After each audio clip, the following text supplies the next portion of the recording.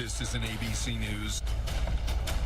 Hi, I'm Diane Macedo. We're coming on the air because President Trump has announced a 90-day pause on tariffs against most nations while raising tariffs against China. The markets have jumped on the news right now. We're seeing the Dow up about 2,000 points. The president posted on social media saying, quote, based on the lack of respect that China has shown to the world markets, I'm hereby raising the tariff charge to China by the United States of America to 125% effective immediately. At some point, hopefully in the near future, China will realize that the days of ripping off the USA and other countries is no longer sustainable or acceptable.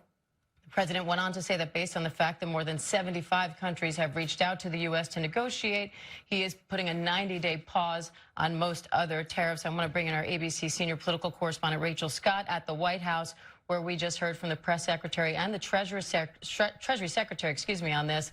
Rachel, how are they saying this is going to work now? Yeah, Treasury Secretary Scott Bessent, as well as the press secretary Caroline Levitt, are speaking to reporters right now here at the White House, trying to explain how the administration is going forward on this. So just the headline here, the president was asked about whether or not he was going to do a 90-day pause just days ago by our own Mary Bruce. He said at this time it was not something that he is considering. Now the president is going forward with that 90-day pause. For most of our trading partners, it will be at 10%. For everyone else but China, the tariffs are now rising to 125%. The White House is insisting that 75 countries have come to the table, have reached out to this administration and the White House to continue these negotiations. It is very notable that China really not a part of those discussions right now. You see this tit for tat between the United States and China as this trade war between us and one of our largest trading partners is now escalating. But the bottom line here, Diane, the president is pulling back on some of those retaliatory tariffs that he initially announced just days ago, Diane. And I want to bring in Whit Johnson, who spent the morning on the New York Stock Exchange. Whit, this is at least partially the news that so many investors were hoping to hear. This is exactly what people were asking for. The one thing that's sort of missing in all of this is the clarity and the specifics. Obviously, we have the 90-day pause. There's some time for investors to digest. But what's interesting with the 90-day is that's what basically people have been calling on the president to ask for. This morning, we heard from Bill Ackman, who is a billionaire, who's a longtime supporter of Donald Trump's, who came out publicly warning about the effects of these tariffs. He put out in a statement on X earlier in the day calling for specifically a 90-day pause. We also saw Jamie Dimon with JP Morgan, who had been talking about the increased likelihood of a recession. So we see all of these people who President Trump knows very well, who'd been calling for this pause. We saw the markets reacting, hanging on every single word from the president, but this gives them time to figure out what's going to happen next. Now, one thing that we did see this morning, which I think for people from the outside looking in, it was a little bit confusing. Why did, after the tariffs were announced overnight, why did the markets kind of go up and down, up and down? And it seemed as if from some of the traders that I was talking to, they were suggesting that some of the concern had sort of been baked in the previous 4 days where we saw those massive declines. I mean, up to $6 trillion, in the S&P alone. And so they were waiting.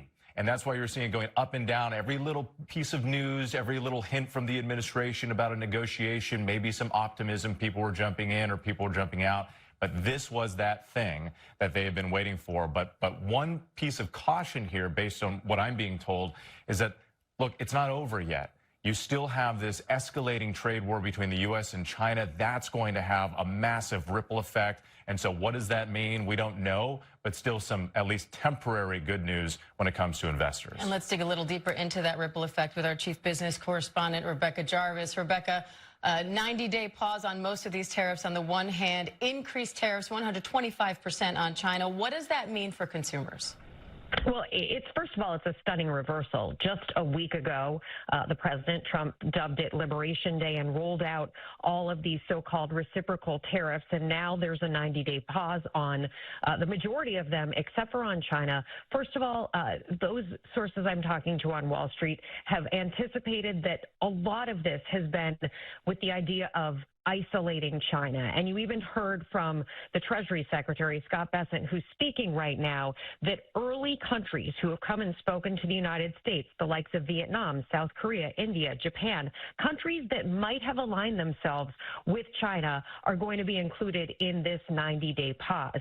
That said, China is still a very, very important trading partner with the United States. They export about $440 billion worth of goods here to the United States. A number of small businesses and big businesses rely on China, and it appears that things are continuing to escalate there with part of this directive, including that increased tariff on Chinese goods that are coming here to the United States. So when it comes to those items like clothes, shoes, toys, electronics, some furniture that are coming here from China, when we've been talking about these possible price increases if the tariffs are to stay in effect, that is still on the table. Those price increases are still on the table, and anything that's coming from China, whether it's already left, happens to be in the water, on a ship in the water, they will still face at U.S. Customs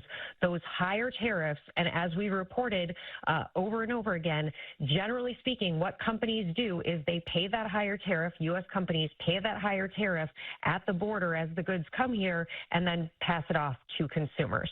All right, Rachel, Rebecca Witt, thank you. And we will continue to watch closely. The market's now up a little more than 2,000 on the Dow, and we will continue to monitor action at the White House on this as well. Our coverage continues on ABC News Live and abcnews.com.